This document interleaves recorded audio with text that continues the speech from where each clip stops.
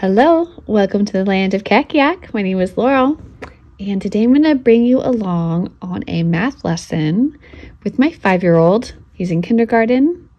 We're about halfway through the kindergarten year, and let's get started. Okay, so the first thing I have him do right now, he's working in my 5th copybook, is go to this page where he writes math. He's got it memorized now. He can write that all by himself. I usually write a name there, but I started having him write math. And my goal is for him to learn to read and write all the number words 1 through 10.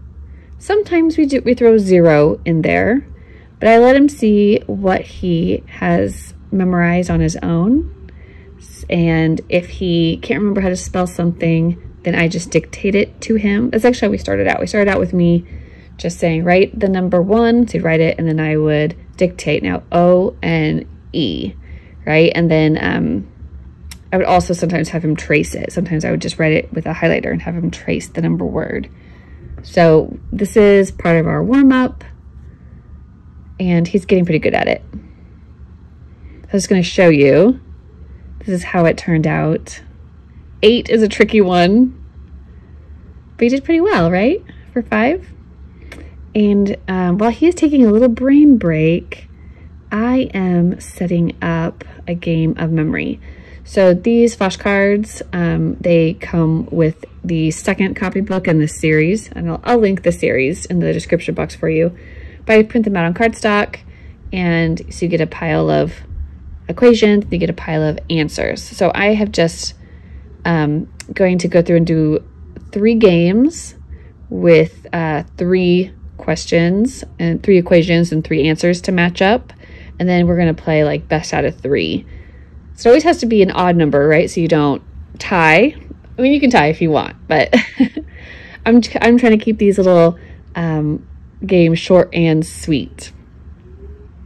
Okay, we are ready. I've got 3 piles. I've mixed the equations, 3 equations and 3 answers together.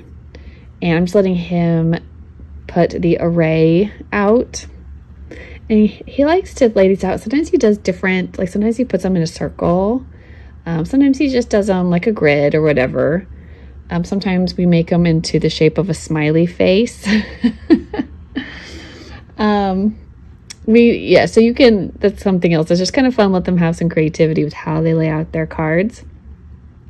And then we take turns on who goes first. So I let him go first this time. And so, you know, he sees there's a 20 and then a 9 plus 2. And if he doesn't know what the math fact is off the top of his head, then he goes to the abacus to solve it. So right now, today we're just doing, 1 for 1 on the beads. We have worked on some place value in the past, but just on building numbers up into the hundreds, like the proper way on the abacus. But it just wasn't a skill we were going over today. But I haven't quite transitioned him over to doing the trades yet. But there's plenty of time for that. No need to rush, right?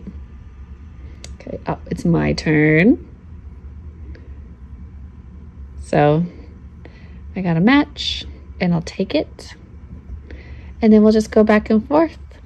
And as long as we keep the games, like keep it moving, keep it more, he's more engaged, more active in it. He's getting this, practice, and he's having to hold those answers in his head. Like if he gets 9 plus 2 and he figures out, oh, that's 11, he's got to hold that in his head while he looks to see if he can find an 11. He found it. He's so happy if he beats me. He loves it. Okay, so this is just how I'm recording it. I just, game 1, game 2, game 3, and then we're going to have rows for mom and for Bo. And I'm just recording how many matches we got. And then we'll play 2 more games. So I'm just putting those away and giving him the next stack to put out. Okay, so Bo is working his problem. So this is math facts +9 and -9s. So we've done this all the way up to this point. We also practiced, we didn't do this on camera, but he can count by 10s and 5s to 100. And today I was working with him on counting by 2s to 20. And I like to do this kind of like a patty cake where, you know, they have that cross-body motion, which is good for their brain. And then I'd say 2. And then when we'd clap in the middle, and then he'd repeat 2. And then we'd do the other side, 4. And we'd clap in the middle, and he'd repeat 4. So he's kind of echoing me. We did that 3 times through. And we'll do it again like tomorrow. But it's a good way to get him like focused when he's kind of feeling like silly and like he doesn't want to do anything more on paper, right? So I'm going to engage his body. So I find that playing catch when learning, I did that a ton with like William. I remember playing catch, like we'd toss a ball or even like a sock back and forth and count. So the abacus has been, I mean, we just use it every single day. And every once in a while, he doesn't need it. Every once in a while, he'll like move maybe half the beads, and then he'll like, I can see his brain working. He sees where it's going, and he completes it without having to move all the beads. So I think that's a good, his mental math is improving, right? So he's just going to work this one, just doing a 1-to-1 with the beads for the numbers. And I also like how his like little fine motor skills, right? He's got to use his little finger.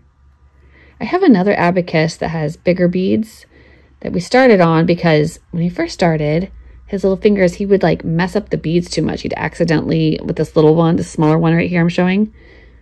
But he got really good at it. And now he actually prefers the smaller one, which I'm like, it's fine. It fits on the table better. I just leave it on the table all the time in the middle.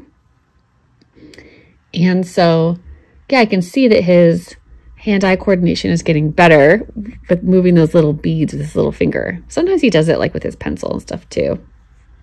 Yeah, this time he like laid them out in a diagonal. And I don't prompt him to do that. He just does stuff like that.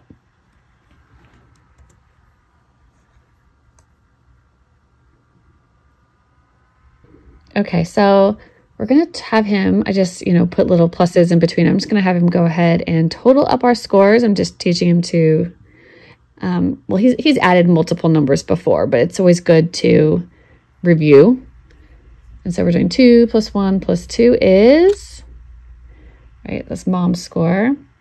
And then he's going to do it for his down below. Whoever has the higher number goes in the winner circle.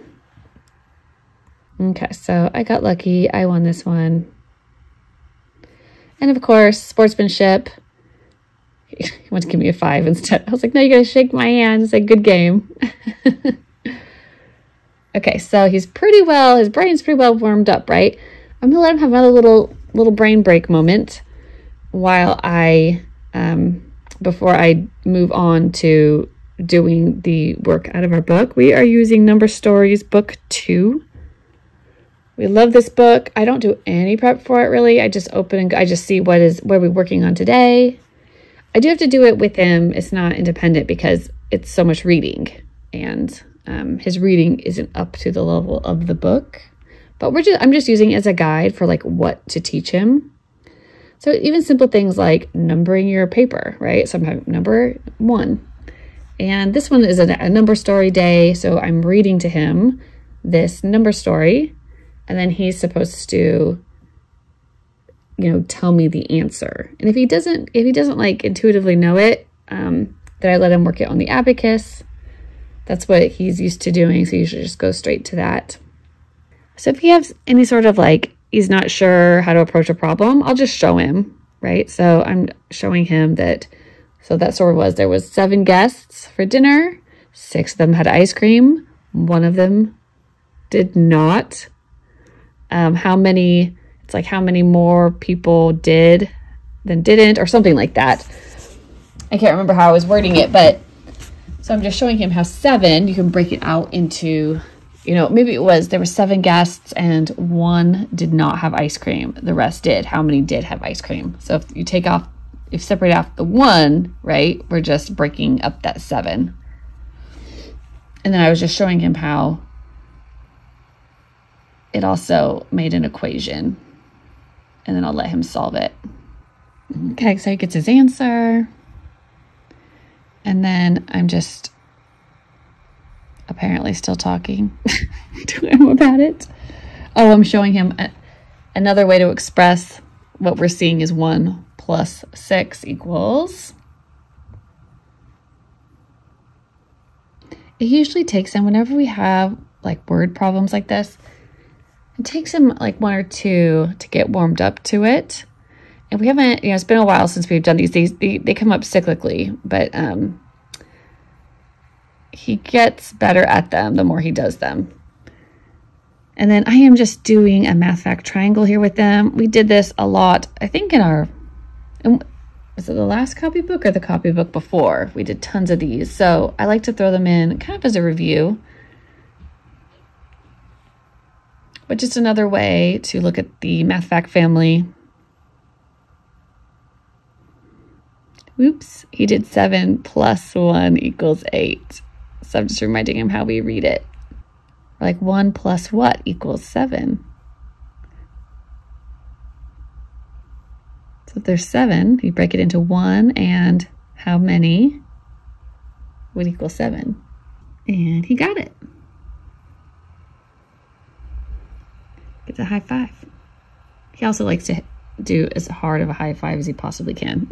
So we only did 3 of these problems for today. I mean, he's already done quite a bit of math. So one thing I do like to do is I do like to bring in some color onto his page. It's more engaging for him, I think. So we did 3 problems and we did math fact triangles for each one, and we extrapolated out some more equations from our original problem from those triangles, and he did a great job. Well, I hope that was helpful to anybody that's just curious about what kindergarten math can look like at home, and I'll talk to you soon.